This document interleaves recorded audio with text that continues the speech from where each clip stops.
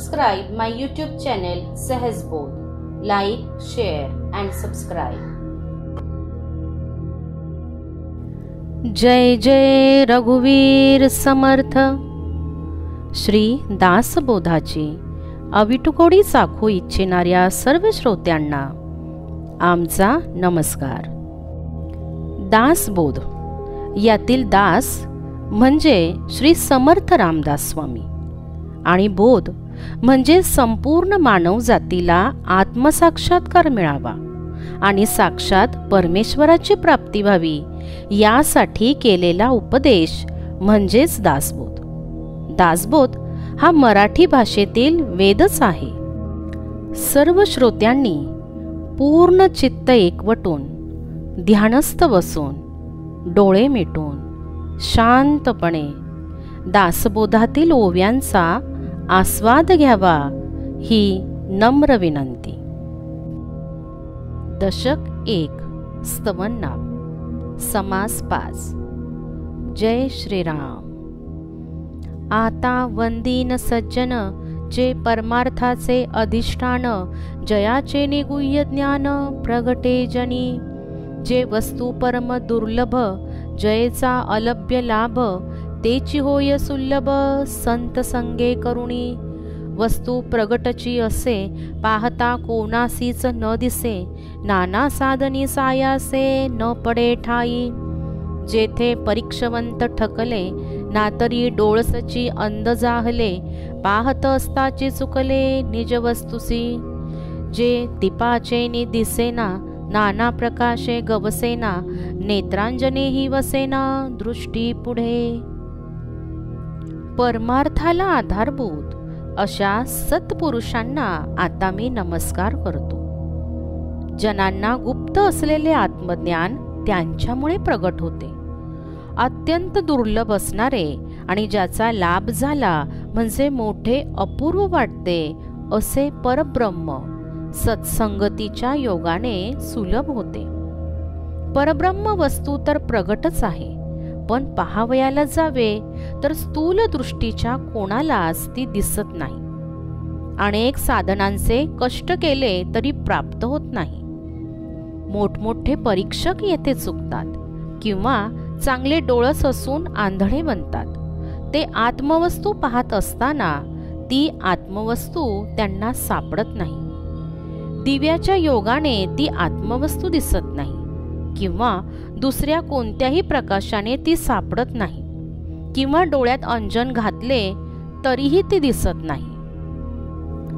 16 कळी पूर्ण शशी दाखवू सकेना वस्तूसी तीव्रादित्य कळा रासी तोही दाखविना जया सूर्याचे नि प्रकाशे ऊर्णतंतू तोही दिसे नाना सूक्ष्म पदार्थ भासे अनुरेणुदिक चिरले बाळाग्रतेही प्रकाशी परी तो दाखविना वस्तुसी ते जयाचे निसाधकांसी प्राप्त होय.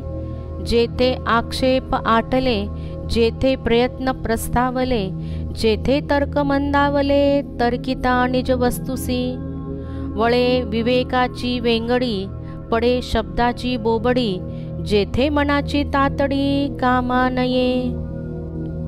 16 कलांचा पूर्ण चंद्र किंवा कलाराशी असा प्रखर सूर्य हे दोघेही ती वस्तू दाखवू शकत नाहीत. ज्याच्या प्रकाशाने लोकरीचा बारीक धागा कोळ्याच्या जाळ्यातील अगदी बारीक तंतू अथवा अनुरेणूसारखे अनेक सूक्ष्म पदार्थ दिसतात. फार काय केसाचे चिरलेले टोक सुद्धा दिसते असा सूर्य आहे, पण तो सुद्धा परम सूक्ष्म अशी परमात्म वस्तू दाखवू शकत नाही. अशी परमात्म वस्तू साधू संतांच्या योगाने साधकांना प्राप्त होते.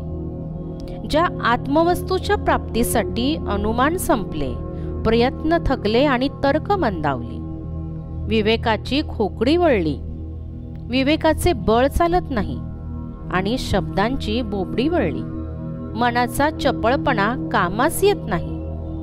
जो बोलकेपणे विशेष सहस्त्रमुखांचा जो शेष तो हिसिनला निशेष वस्तू न संगवे वेदे प्रकाशिले सर्वही, वेद विरहित सर्व काही, तो वेद कोणासई दाखवू सकेना, तेची वस्तू संत संगे, स्वानुभवे कळो लागे, त्याचा महिमा वचनी सांगे, ऐसा कवणू.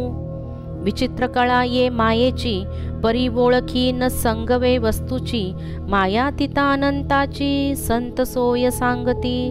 वस्तुसी वर्णिले नवचे, तेची स्वरूप संताचे, या कारणे वचनाचे कार्य नाही. सहस्त्रमुखांचा शेषनाग भाषण करण्यात मोठा पटाईत, पण तो सुद्धा ज्या वस्तूचे वर्णन करता करता थकून गेला आणि तिचे वर्णन त्याला साग्र करता येईना. सर्व काही ज्ञान वेदाने प्रगट केले. वेदाहून वेगळे असे कोणतेच ज्ञान नाही असा तो वेद, पण तो सुद्धा जी वस्तू कोणालाच दाखवू शकत नाही अशी वस्तू संत संगतीच्या योगाने स्वानुभवाने कळून येते. अशा त्या संत संघाचा महिमा शब्दांनी वर्णन करेल असा कोण आहे? या मायेची कला मोठी आश्चर्यकारक आहे, पण तिला सुद्धा वस्तूची ओळख करून देता येत नाही. अशा त्या मायातीत अनंत परमात्म्याचा मार्ग संत दाखवितात. सारांश, वस्तूचे वर्णन करता येणे शक्य नाही आणि ती परमात्म वस्तू म्हणजेच संतांचे स्वरूप होय. म्हणून संतांचेही वर्णन करणे अत्यंत कठीण आहे. संत आनंदाचे स्थळ, संत सुखची केवळ, नाना संतोषाचे मूळ, ते हे संत. संत मोक्षाची विश्रांती, संत तृप्तीची निज तृप्ती, नातरी भक्तीची फळश्रुती, ते हे संत. संत धर्माचे धर्मक्षेत्र, संत स्वरूपाचे सत्पात्र, नातरी पुण्याची पवित्र पुण्यभूमी. संत समाधीचे मंदिर, संत विवेकाचे भांडार, नातरी बोलीचे मोहर, सायुज्य मुक्तीचे. संत सत्याचा निश्चयो, संत सार्थकाचा जयो, संत प्राप्तीचा समयो, सिद्ध रूप. संत आनंदाचे स्थान आहेत, केवळ सुखरूप आणि अनेक प्रकारच्या संतोषाचे मूळ. तसेच विश्रांतीची विश्रांती आणि तृप्तीची निज तृप्ती किंवा भक्तीची फलश्रुती असे हे संत. संत धर्माचे धर्मक्षेत्र आहेत. स्वस्वरूपाची ओळख संतांच्या ठिकाणी करून घ्यावी किंवा पुण्याची पवित्रमय अशी पुण्यभूमी, समाधानाचे पवित्र मंदिर, विवेकाचा खजिना किंवा सायुज्य मुक्तीचे माहेर हे संत आहेत असे म्हटले तरी चालेल. सत्याचा मूर्तिमंत निश्चय, जन्म साफल्याचे दृश्य स्वरूप, आत्मप्राप्तीचा परिपक्व समय आणि मोक्षाच्या ऐश्वर्याने विभूषित असे हे संत इतके श्रीमंत आहेत की अगणित दरिद्री जीवांना परमार्थाचे राजे करून सोडतात. मोक्ष श्रिया आळंकृत ऐसे हे संत श्रीमंत, जीव दरिद्री असंख्यात रूपती केले. जे समर्थपणे उदार, जे का अत्यंत दानशूर, तयाचे निहा ज्ञान विचार दिधला नवचे. महाराजे चक्रवर्ती झाले आहेत पुढे होती, परंतु कोणी सायुज्य मुक्ती देणार नाही. जे त्रैलोकी नाही दान, जे करीती संत सज्जन, तया संतांचे महिमान काय म्हणून वर्णावे. जे त्रैलोक्याहून वेगळे, जे वेदश्रुतीसी नाकळे, तेच जयाचे निवोळे परब्रह्म अंतरी. ऐसी संतांची महिमा, बोली जे तितुकी उणी उपमा, जयाचे निमुख्य परमात्मा प्रगट होये. इति श्री दासबोधे गुरुशिष्य संवादे संत स्तवन नाम समास पंचम. जे महान समर्थ असून उदार आहेत, जे अत्यंत दानशूर आहेत, अशा श्रीमंतांनाही संतांसारखे आत्मज्ञानाच्या विचाराचे दान करता येणार नाही. मोठमोठे चक्रवर्ती महाराज पूर्वी झाले, हल्ली आहेत आणि पुढेही होतील, परंतु त्यापैकी कोणालाही सायुज्य मुक्तीचे दान देता येत नाही. हे औदार्य फक्त संतांपाशीच असते. फार काय, त्रैलोक्यात जे दान असू शकणार नाही असे आत्मस्वरूपाचे दान संत सज्जनच करू शकतात.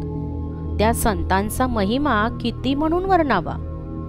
जे परब्रह्म त्रैलोक्याहून निराळे, जे वेदश्रुतीला आकलन होत नाही, असे ते ह्या संतांच्या कृपेने अंतःकरणात प्रसन्नतेने प्रगट होते. असा संतांचा महिमा आहे.